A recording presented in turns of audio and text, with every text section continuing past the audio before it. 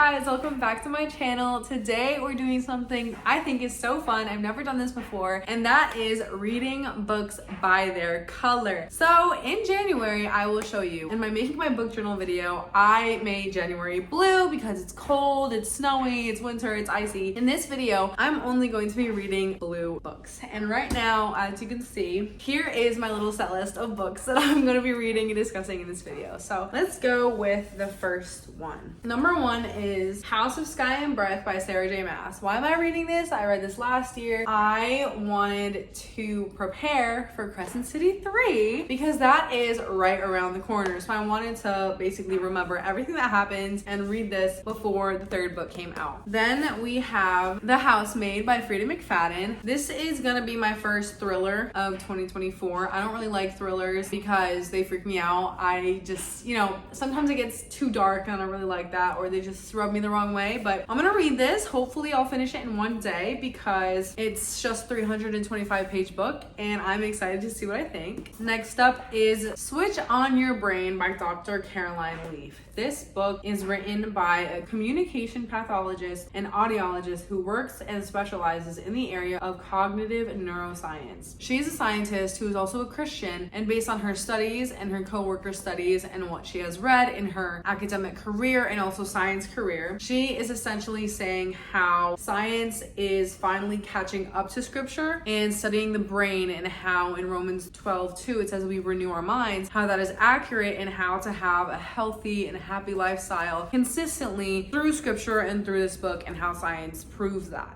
So I think that's really cool. Then we have Part of Your World by Abby Jimenez. I got this book last year. I did not read it or touch it, so I'm excited to read this in 2024 because after this set list of books, you always need a fluffy romance to break into the science and the high fantasy and all that stuff. And last but not least, hopefully I will get to this before February. I really want to finish this book. It is Remarkably Bright Creatures by Shelby Van Pelt. This is a literary fiction. I don't know too much about it, but I have heard that this little octopus has a point of view in this book, so I think that that's so fun. This is the set list, so without further ado, let's get reading.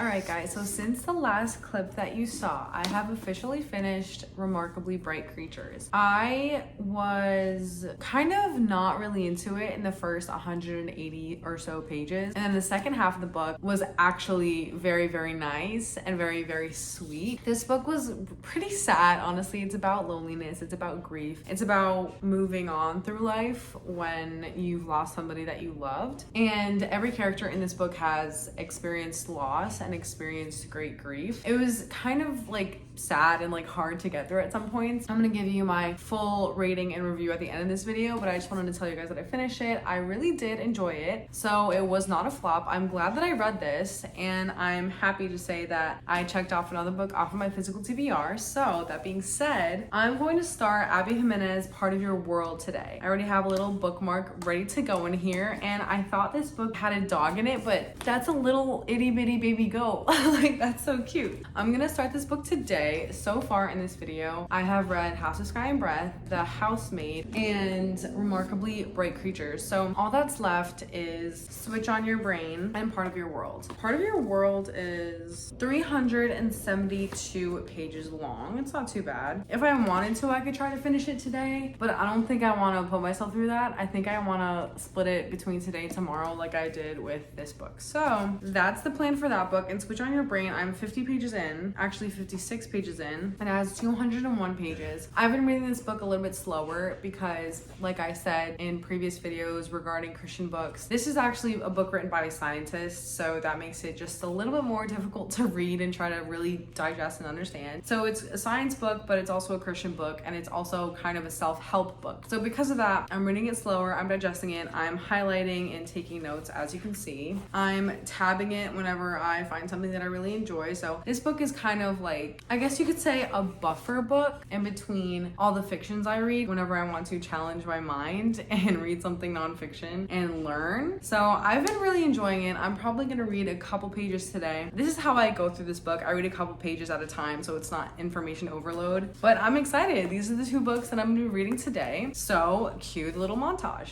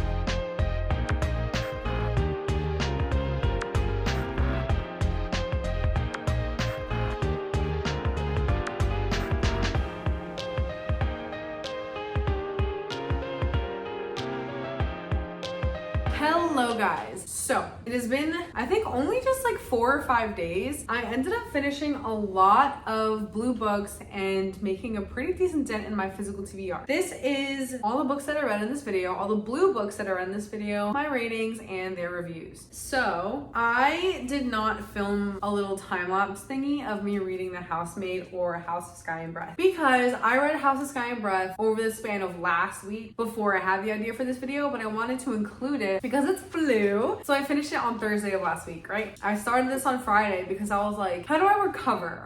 How do I recover from reading this 800-page fantasy book? And I was like, a thriller that I can just read in a day is perfect. So I ended up reading this in literally one sitting. It took me like 4 hours to read this book. This is The Housemaid by Freida McFadden. I was going to film it, but I finished it too fast and I literally just read it. I rated this book 5 stars because it was a reread, and rereads are always better the second time around. I'm not going to talk too much about it because I don't want to give away any spoilers. I've been doing on my channel a Sarah J. Maas universe reread / reading playlist. This book is already on it. I read it last year, so if you want to go watch that video, I'll link it up there and you guys can watch me read this book. But I'm not going to say too much about it, but it was 5 stars. Now, The Housemaid, I rated this book 4 stars. This is marketed as a psychological thriller. I'm not a thriller kind of girl. They give me the heebie-jeebies. They make me feel weird and icky. This one kind of did at some parts, but it wasn't too bad for me. I read it in one sitting, which meant it was very fast-paced and it was an easy read, and it was enjoyable. I wanted to know what happened next, and the ending was not so bad that it left me feeling weird. The ending, I did guess it, but it was still worth the read. So it was very entertaining. If you want to read a fast-paced book, thriller, this one is definitely a good place to start, I think. After I read The Housemaid, I wanted to still stay in the realm of fiction with mystical elements, kind of. Like, I didn't want to stray away. I don't know, I kind of made like a whole staircase in my head of how to recover from a Sarah J. Maas book. So it was finish a Sarah J. Maas book, a thriller that I could easily read to get myself kind of out of the high stakes fantasy mindset, but also read something fast paced and entertaining so I don't get bored. And after this, I decided to settle on a literary fiction because this one had a lot of personification in the fact that this octopus was the main main character of this book, which I really, really liked. So it was a good dowser, I guess you could say. And this is about grief and about loss and about coping with loss and what life looks like after losing someone that you love, and also about finding friendships and family in the most unlikely places. So it was a very beautiful book. I rated this book 4.25 stars. I enjoyed it so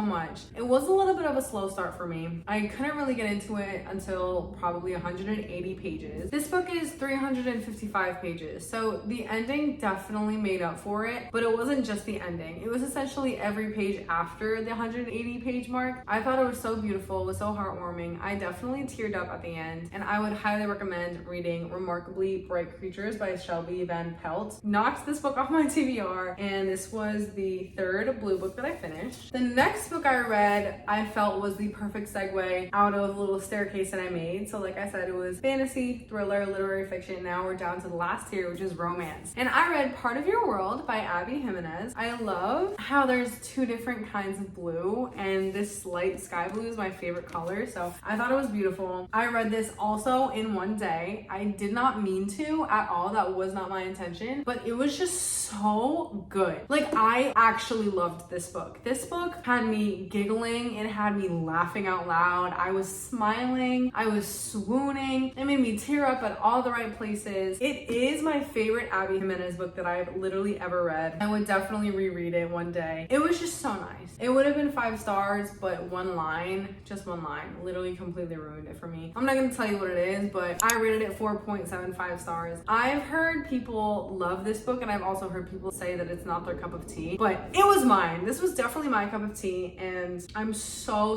glad I read it. So another blue book off my TBR that I finished. Then I finished Hello Stranger by Catherine Center. I read this in 2 days, and this is I heard people say that it's more of a woman's literary fiction. It's marketed as romance. I see why it's romance. Like, it definitely had a heavy romance plot in it. I can also see why it would be women's fiction, but I would say it's definitely both, but the romance is definitely prevalent, so I can understand why it's marketed as a romance book. The cover is so cute. I love little flowers, and I love the cover, and I think that it captures the content of this book very well. It's about this girl who has an accident and suffers from facial blindness, and she's an artist who specializes in portraits. So that's an issue for her, and she meets these 2 guys that she finds herself attracted to. That's essentially the story without giving too much away. I thought it was also a very nice story. I loved the epilogue. I think that Catherine Center did a very good job at portraying the message that she wanted to get across to the reader in the epilogue specifically, but I really like this book. I'm glad that I read it as well, and I rated it 4.25 stars.